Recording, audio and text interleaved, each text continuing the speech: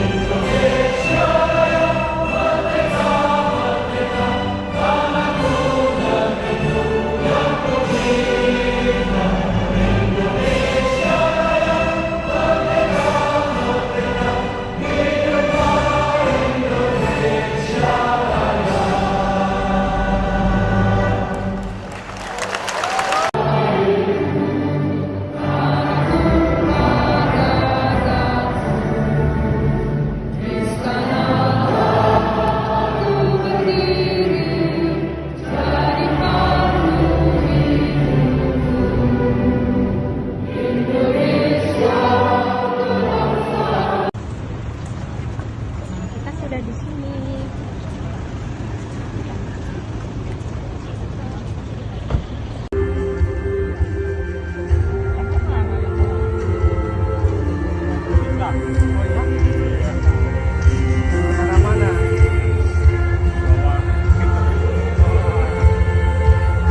Dari gereja ya.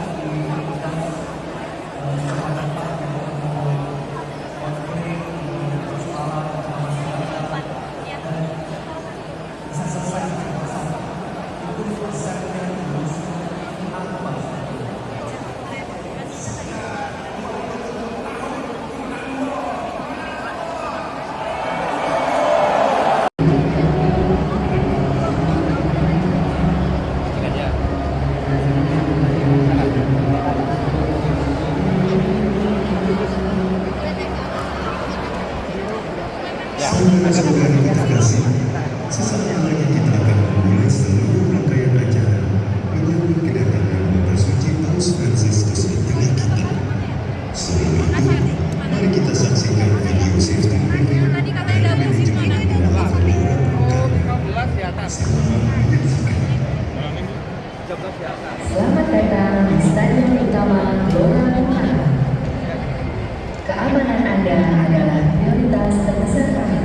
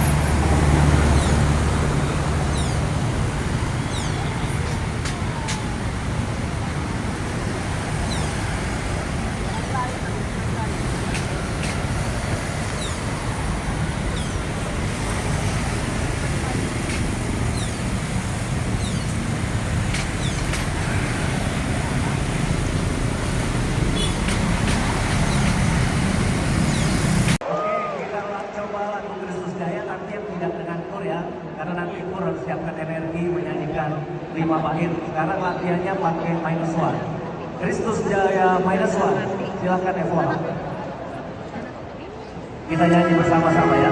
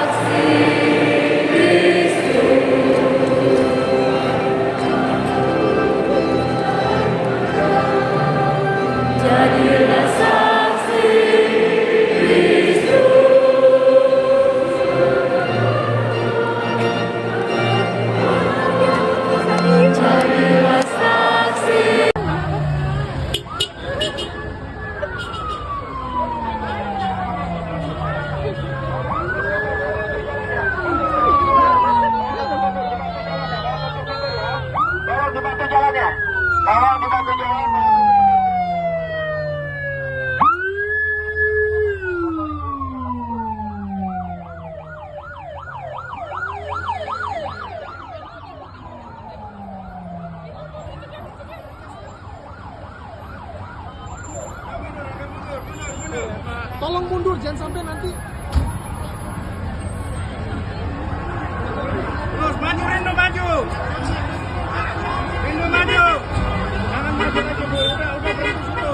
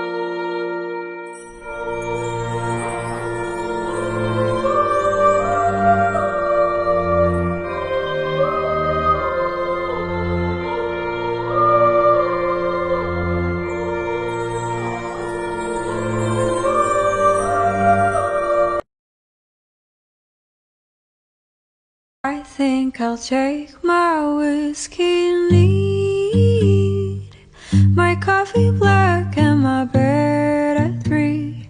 You're too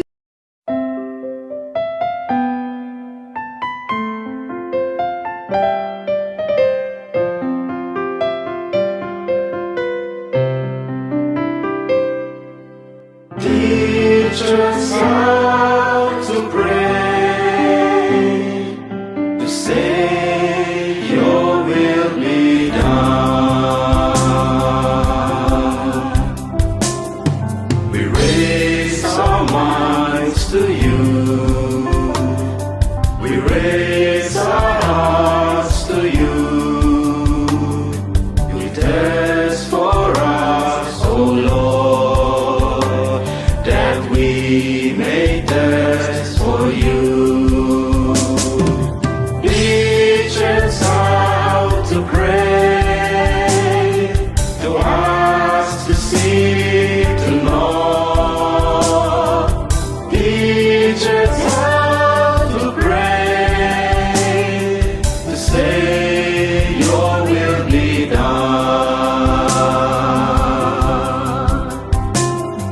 We don't know how to pray. You help us, we are weak. Your spirit intercedes with sighs too deep for words. Teach us how to pray, to ask, to seek, to know.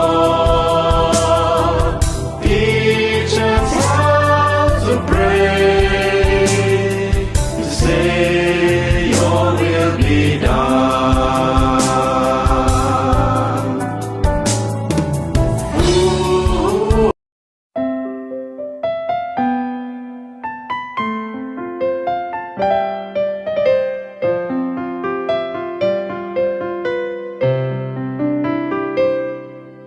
Teach us how to pray, to say your will be done. We raise our minds to you. We raise our hearts to you. You test for us, O Lord, that we may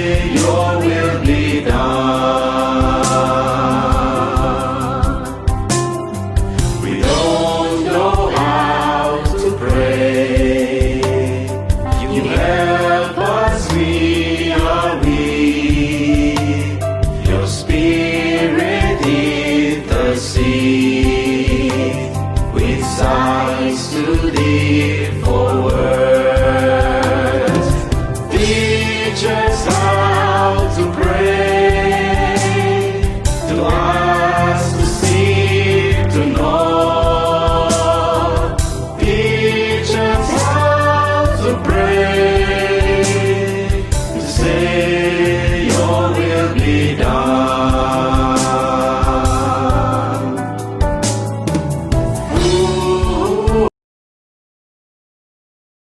ini sepertinya sudah agak merasa ada ikatan batin dengan Indonesia. Halo Romo Markus, selamat Halo. siang. Iya, Selamat siang. selamat siang. Ini kita sedang ada di penerbangan bersama Paus Franciscus ya Romo menuju Ya, Papua Mbak Cika, Nugini. ya. Ya, nah Romo boleh diceritakan sedikit nggak impresi Paus Franciscus Wah. terhadap Indonesia? Paus ini sangat senang, sangat gembira, sangat tersentuh dengan Indonesia. Ya, ketika pulang dari semua kunjungan, duduk di kamar makan, di meja makan, saya selalu di samping beliau. Itu beliau selalu rasanya senang dan sangat selalu memuji. Wah, orang Indonesia orang hebat, luar biasa, sangat beriman, sangat ramah, dan orang-orangnya begitu baik, lemah lembut, memuji iman mereka juga, keagamaan yang besar. Jadi Paus ini sepertinya sudah agak merasa ada ikatan batin dengan Indonesia. Apakah Paus akan ke Indonesia lagi? Mudah-mudahan saya akan menyampaikan ke beliau bahwa banyak orang Indonesia yang belum berjumpa sehingga sebaiknya datang sekali lagi. Oke, Pak Irfan boleh diceritakan apa makan siang Paus hari ini Pak? Ya, jadi memang seperti penerbangan biasa, dan karena ini penerbangan khusus, kita memang selalu biasanya menyediakan menu khusus ya, dan secara umum sebenarnya kita selalu menawarkan 3 tipe menu. Kemarin kita bicara dengan tim, tampaknya sudah ada pesan dari Paus bahwa sebaiknya 1 menu aja dan semuanya sama, jadi tidak diberi pilihan. Karena alasannya adalah jangan sampai membuang makanan dan sederhana. Jadi tadi memang kita makan yang sederhana, dan kebetulan pilihan yang dipilih oleh timnya adalah nasi goreng ayam. Oh, dan itu pilihan Paus juga ya? Kami mengasumsikan itu menjadi pilihan Paus karena memang timnya mengerti sekali keinginan Paus, dan tambahan buah dan juga kopi. Ada perbedaan nggak menunya Paus dengan menu penumpang lain seperti Sama jurnalis dan semuanya, staff? sama semuanya. Hanya saja mungkin penyajiannya karena beliau duduk di bisnis kelas. Oke, makasih Pak Irfan. Sama-sama.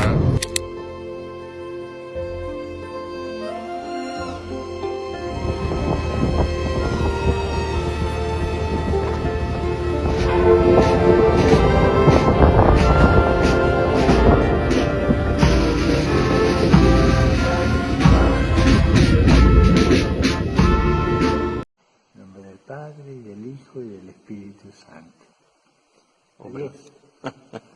Muito obrigado. Hal yang meresahkan. Saya kemarin ketemu dengan provinsialnya, anggota Serikat Yesus itu kan ada yang sudah sangat-sangat senior dan ada yang masih sangat-sangat muda. Yang muda-muda itu ditaruh paling depan.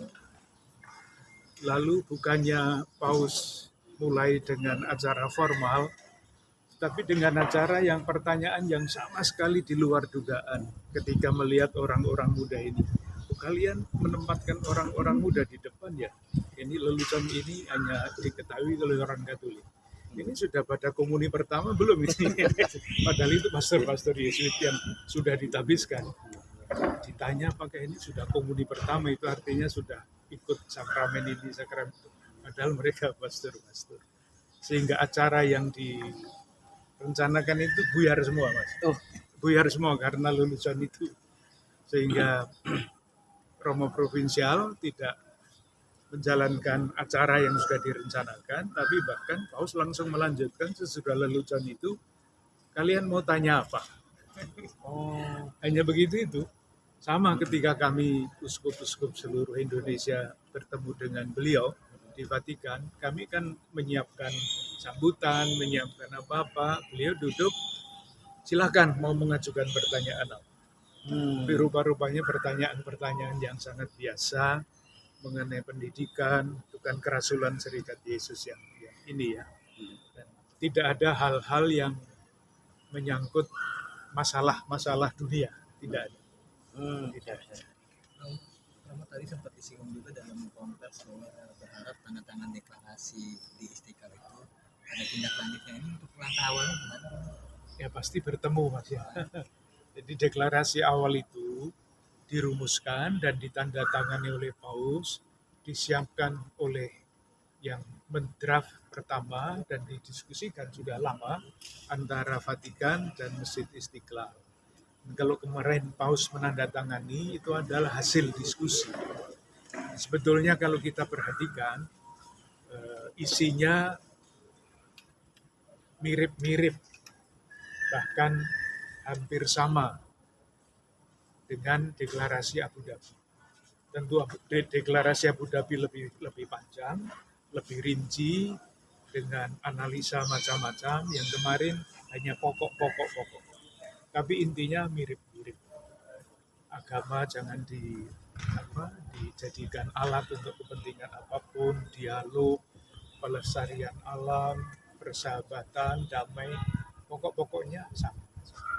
Di dokumen Abu Dhabi lebih rinci. Ini umum, pasti nanti masuknya ya ke hal-hal yang lebih rinci, karena kalau kita mulai mau melakukan apa, itu yang umum tidak bisa dilakukan, harus diterjemahkan menjadi gagasan-gagasan kecil yang dapat dilaksanakan. Tapi mirip, sangat mirip, intinya sangat mirip dengan dokumen Abu Dhabi. Romo, kalau terakhir nih Romo, ini kan kalau tadi Romo mengatakan kan bahwa Paus kemarin dengan Imam Besar Istiqlal itu kan kayaknya sangat intens gitu, baru pertama kali terjadi seperti itu. Nah, sebenarnya apa sih Romo kalau mungkin dalam dinamika selama 4 hari dengan Paus itu yang mungkin disampaikan, kenapa kemudian di Indonesia itu kayaknya punya nilai lebih gitu bagi beliau? Ya, yang selalu disampaikan kepada saya beberapa kali diajak naik satu mobil dengan dia. Yang dia katakan adalah, saya sangat tersentuh hati saya oleh keramah-tamahan bangsa Indonesia. Jadi bukan masalah apapun, tapi sangat tersentuh oleh keramah-tamahan bangsa Indonesia. Itu diulang. Misalnya menyangkut keluarga, itu tema lain ya lelucon. Jadi kemarin kan dalam pidato resmi beliau juga bicara kalau di Eropa itu orang-orang berjalan di jalan menuntun kucing atau anjing.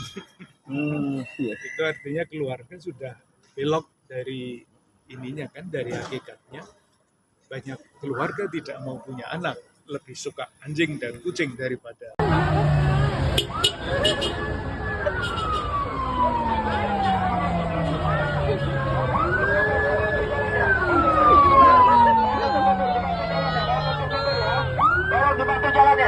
Tolong dibantu jalannya.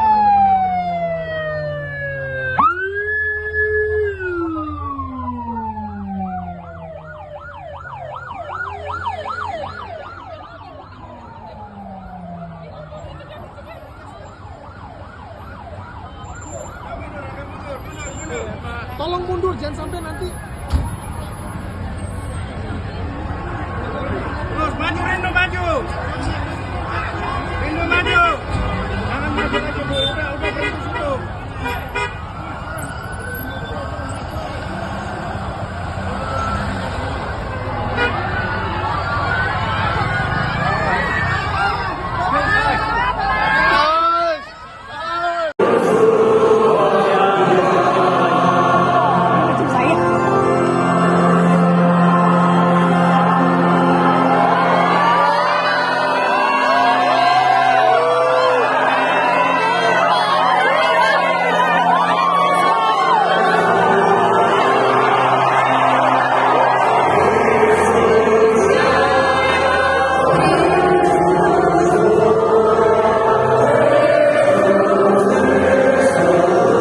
Dari Bapak Kardinal Ignatius Suharyo selaku Uskup Keuskupan Agung Jakarta dan juga didampingi oleh Romo Thomas Ulun Ismoyo PR selaku Wakil Sekretaris Keuskupan Agung Jakarta.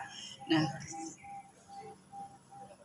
ya, dan seperti kita ketahui sebelum-sebelumnya di saat persiapan sampai dengan juga hari di mana merupakan hari kunjungan yang kita semua alami bersama, Romo Thomas Ulun juga selaku juru bicara dari Panitia Kunjungan Apostolik dari Paus Fransiskus ke Indonesia 2024. Dan untuk itu kita buka dulu dengan sapaan awal dari Romo Thomas Ulun yang akan memberikan gambaran tentang kegiatan yang telah berlangsung. Silakan Romo. 2024. Kemudian di hari berikutnya tanggal 5 Paus Fransiskus, teman-teman media sudah mengikuti ada perjumpaan yang sungguh amat sangat mengharukan dengan para pemimpin lintas agama, berjumpa dengan Imam Besar Masjid Istiqlal, Profesor Dr. Nasaruddin Umar bersama dengan lintas agama, juga sempat diperlihatkan dari atas terowongan silaturahim yang menjadi tanda persahabatan dan semoga ini berlanjut untuk kehidupan di Indonesia. Sudah itu Paus Fransiskus menuju konferensi Wali Gereja Indonesia, pertemuan dengan kaum disabilitas ataupun UBK kami menyebutnya, umat berkebutuhan khusus dan penerima bantuan amal kasih di KWI. Sudah itu acara yang paling banyak ditunggu oleh umat adalah Misa Kudus di Gelora Bung Karno yang dihadiri kurang lebih sekitar 86 sampai 87 ribu umat, tidak termasuk panitia, relawan, dan juga petugas-petugas keamanan. Semua acara berlangsung dengan baik sampai akhirnya Paus Fransiskus esok harinya tanggal 6 meninggalkan Indonesia menuju Port Moresby, Papua Nugini, menumpang pesawat komersial Garuda Indonesia. Jadi kita bersyukur untuk semua pelaksanaan acara yang telah berlangsung dengan baik dan juga sapaan dari umat Katolik yang sungguh amat istimewa. Teman-teman media menyaksikan dimanapun umat-umat yang tahu rute perjalanannya sudah menunggu di pinggir jalan. Ada yang beberapa mendapatkan sapaan dan sentuhan langsung dari Paus Fransiskus, beberapa hanya bisa melambaikan tangan, tapi itu adalah kehadiran Bapak yang mengunjungi anak-anaknya. Dan berulang kali Paus Fransiskus nanti Bapak Uskup akan menambahkan, mengungkapkan rasa senangnya, rasa syukurnya, kegembiraannya atas perjumpaan dan sambutan yang ia terima dari banyak rakyat dan umat di Indonesia. Itu rangkaian kegiatan yang bisa kami laporkan. Terima kasih.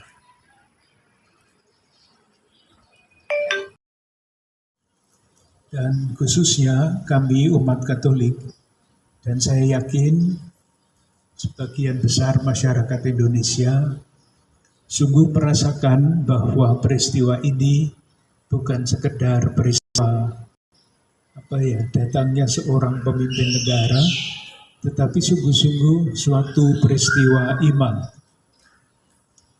Dan kita semua tahu akhirnya meskipun organisasi itu sangat penting, dukungan dari sana-sini sangat penting, tetapi sumber dari kebahagiaan yang tercermin di dalam diri saudari-saudara kita yang mengikuti acara ini, sumber dari persaudaraan yang terbangun di dalam perjumpaan-perjumpaan itu adalah iman itu.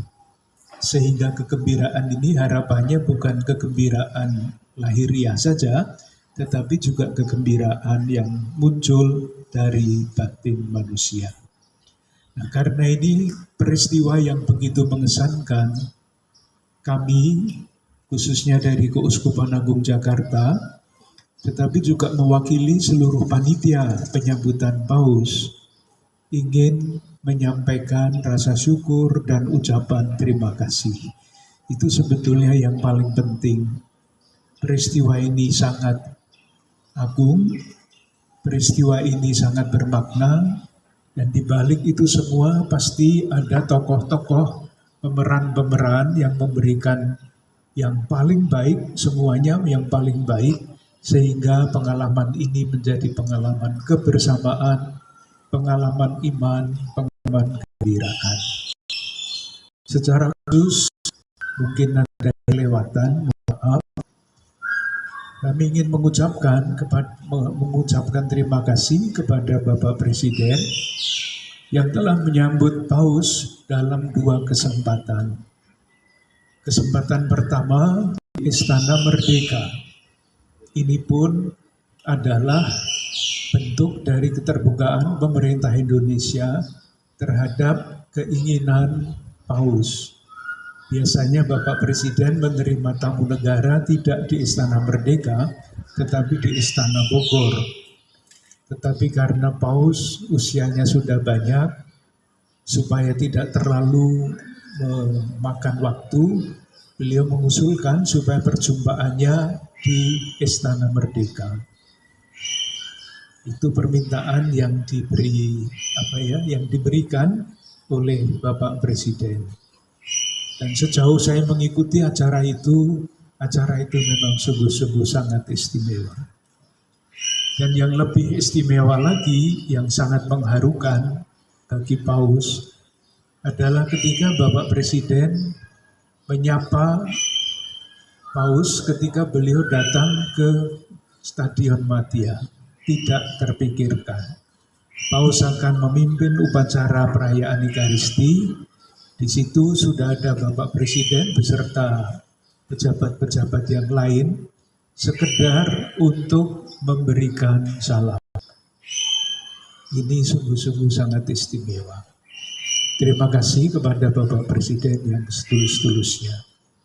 Tentu banyak pihak dari pemerintah seperti Polri, TNI, khususnya Pas Pampres, unsur-unsur pengamanan lainnya, dan tentu saja yang langsung sudah tahu tekniknya memberhentikan Paus bahwa anak kecil pasti dipanggil. Itu sampai-sampainya berpikir bahwa anak kecil itu diberi permen. Kalau yang dewasa diberi rosario. Untuk orang Katolik ya ditanya dulu, kamu Katolik enggak? Kalau enggak tidak diberi rosario, tapi diberi kenang-kenangan. Bungkusnya sama, tapi isinya bukan alat berdoa. Tapi yang saya pikir sempat-sempatnya berpikir memberikan permen kepada anak-anak. Hal-hal yang sangat manusiawi, sangat sederhana, tetapi justru yang bersifat seperti itu, tidak berpikir yang muluk-muluk, tidak bertindak yang muluk-muluk, itulah yang saya duga sangat menggetarkan hati juga dari saudara-saudara kita yang menuju itu. Oke. Terima kasih. Yang dibicarakan oleh Paus Fransiskus, diskusi dengan imam besar, pembicaraan empat mata dengan presiden dapat tersiar dan menjadi tanda petik makanan batin, makanan rohani bagi para pembaca. Tentu adalah Anda sekalian, para wartawan yang tidak mengenal lelah mengikuti peristiwa ini. Moga-moga jerih lelah para wartawan ini sungguh-sungguh disyukuri karena memberikan segala macam hal yang baik dari kedatangan Paus ini untuk bangsa Indonesia. Tentu kita bisa bertanya terus selanjutnya bagaimana. Saya sendiri berpikir begini, tentu nanti masing-masing komunitas itu akan membicarakannya. Yang pertama berkaitan dengan dialog antar umat beragama. Bapak Imam Besar sudah mengajak pimpinan-pimpinan lintas agama untuk duduk bersama dan mencari jalan-jalan yang terbuka untuk mewujudkan deklarasi yang kemarin ditandatangani. Harapannya deklarasi itu tidak hanya menjadi tulisan yang kemudian disimpan di laci, tetapi sekecil apapun ada gerakan-gerakan lanjutan untuk mewujudkan cita-cita dalam deklarasi. Di dalam gereja Katolik, tema yang ditawarkan yaitu faith, fraternity, and compassion itu sebetulnya diusulkan oleh Konferensi Wali Gereja Indonesia dan disetujui oleh Paus untuk menjadi tema kehadiran beliau di sini. Tema itu bukan konsep yang dikarang di belakang meja, tetapi itu adalah cermin dari dinamika gereja Katolik di Indonesia. Kalau saya perhatikan, apapun yang diucapkan oleh Bapak Suci selama pertemuan-pertemuan adalah pendalaman terhadap tiga istilah itu. Sehingga istilah itu menjadi semakin bermakna untuk gereja Katolik di Indonesia. Kita masih akan berjalan terus lewat atau dengan dinamika 3 kata yang kami yakini sebagai penuh makna itu. Dan tentu saja kita berharap bahwa kehadiran Paus selama 3-4 hari itu sungguh-sungguh dapat menjadi tawaran nilai kehidupan, kesederhanaan beliau, keterbukaan beliau untuk berdialog. Saya kira saya belum pernah melihat gesture yang bersahabat sedalam itu sebelum saya melihat Bapak Suci kepalanya dicium oleh Imam Besar Nasaruddin Umar, lalu Bapak Suci mencium tangan Imam Besar Istiqlal. Rasa-rasanya belum pernah saya melihat Paus membuat seperti itu dengan siapapun. Bahkan dengan Imam Besar dari Masjid Al-Azhar tidak seperti itu, tidak sejauh itu. Ini bagi saya adalah simbol yang sangat jelas, tidak usah pakai kata-kata, bahwa kita semua memang menjadi menjadi pewarta-pewarta perdamaian, harapannya menjadi pewarta-pewarta persaudaraan yang sejati. Rasanya itu saja. Yang sungguh-sungguh bekerja keras selama ini. Kalau dilihat jumlahnya besar. Panitia inti itu ada 68, relawan inti ada 107, ada 800 relawan khusus untuk Gelora Bung Karno, 1044 pelayan liturgi, 50 koster, 600 orang paduan suara, 200-an orang tenaga medis dari berbagai rumah sakit. Pihak Gelora Bung Karno yang ada di bawah Kementerian Sekretariat Negara yang telah dengan sepenuh hati membantu secara khusus petugas intern keamanan yang membantu tertibnya semua kelancaran arus masuk dan keluar. Sangat mentakjubkan bahwa hampir 90.000 orang sepanjang ibadah terasa hening. Tidak ada kegaduhan, tidak ada rame-rame, tidak ada desak-desakan. Waktu masuk juga sangat tertib, waktu keluar juga sangat tertib. Moga-moga ini cermin dari harapan kita, cermin ketertiban juga di tengah-tengah masyarakat. Para relawan Laudato Si, lebih dari 300 orang yang memastikan bahwa sesudah upacara di GBK selesai, Gelora Bung Karno itu bersih. Tidak ada sampah, masuk bersih, keluar bersih. Saya tidak tahu sampai jam berapa mereka itu bekerja untuk membersihkan lapangan sampai bisa ditinggalkan. Teman-teman dari Diandra yang bertindak sebagai event organizer dan telah bahu-membahu dan bekerja sama dengan panitia. Para narahubung, keuskupan-keuskupan, sekolah, organisasi yang memastikan umat yang hadir mendapat informasi yang cukup dan terlayani dengan baik. Bangga bahwa umat Katolik dapat tertib, mengikuti panduan dan ikut merayakan Ekaristi dengan khidmat. Para pengemudi bis yang bekerja dengan baik dan patuh pada ketentuan dari petugas keamanan.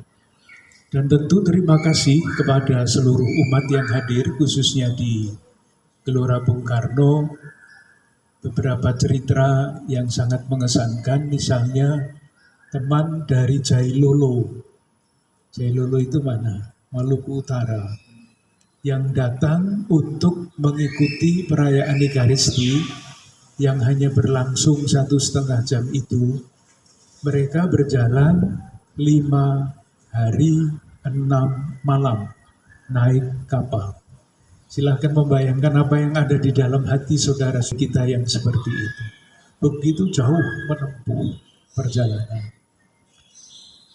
Saya juga bertanya kepada beberapa peserta dari Bandung yang menunggu bis sampai gilirannya datang dari jam 7 sampai jam setengah 12 malam.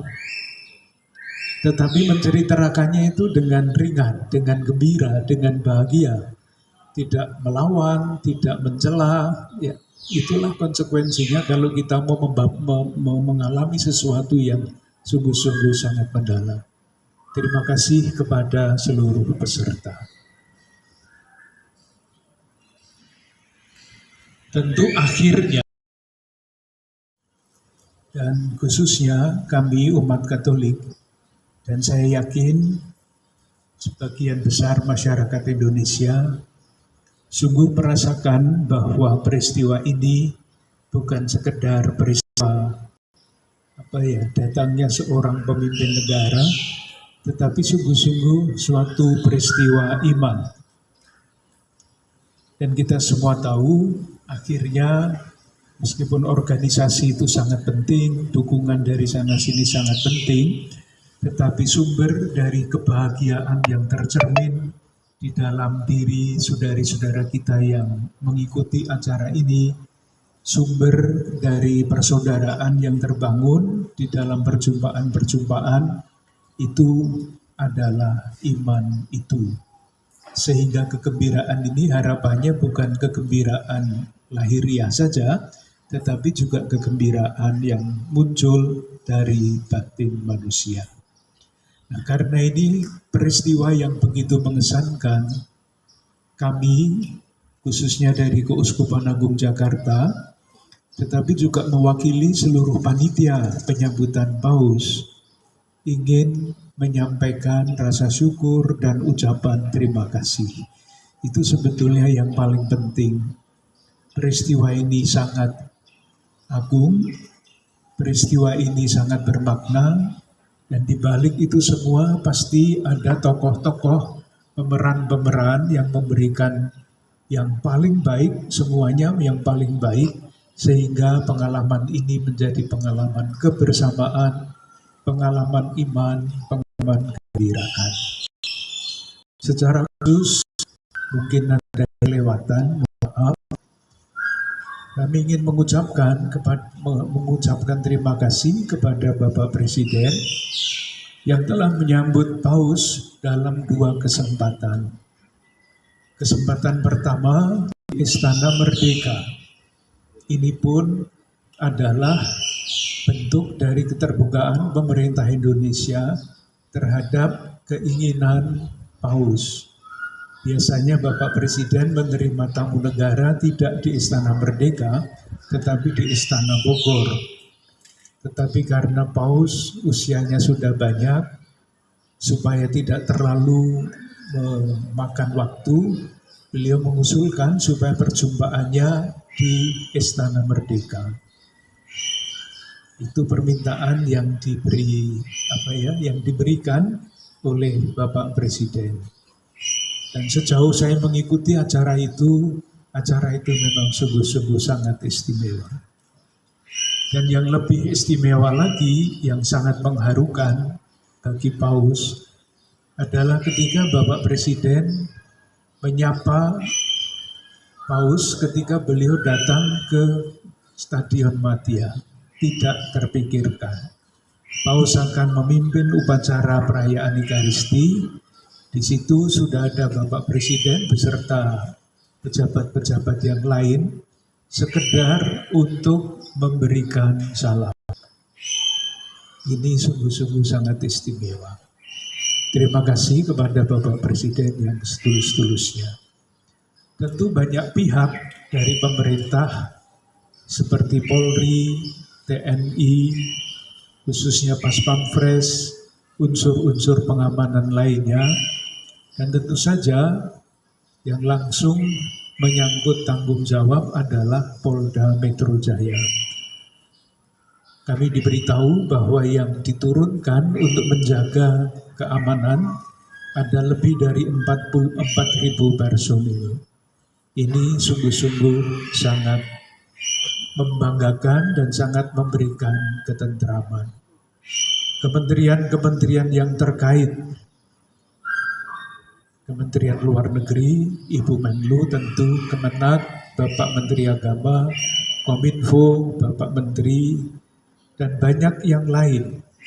Sejak awal direncanakan yang namanya verbal note, komunikasi antara Kedutaan Besar Vatikan untuk Indonesia dengan Kementerian Luar Negeri itu selalu lancar. Dan sejauh saya dengar, sejauh saya tahu dari teman-teman panitia, pemerintah Indonesia lewat kementerian-kementerian itu memberikan kemudahan-kemudahan sesuai dengan harapan dari tim dari Vatikan. Jadi seolah-olah itu dimanjakan, mau minta ini silahkan, mau minta itu silahkan, semuanya dituruti. Itu sangat mengagumkan. Demikian juga teman-teman dari Masjid Istiqlal, tentu dalam naungan Bapak Imam Besar dan pengurus gereja katedral yang memfasilitasi sekian banyak pertemuan, sehingga pertemuan di Masjid Istiqlal itu jadi sangat berarti. Teman-teman pimpinan-pimpinan komunitas lintas agama yang tanda petik ya, hanya hadir, kehadiran yang hanya itu memberi makna yang sangat besar dan memberikan, katakanlah, informasi atau cermin dari segala macam yang terjadi di Istiqlal. Bahwa itu sebagai tempat ibadah untuk umat Islam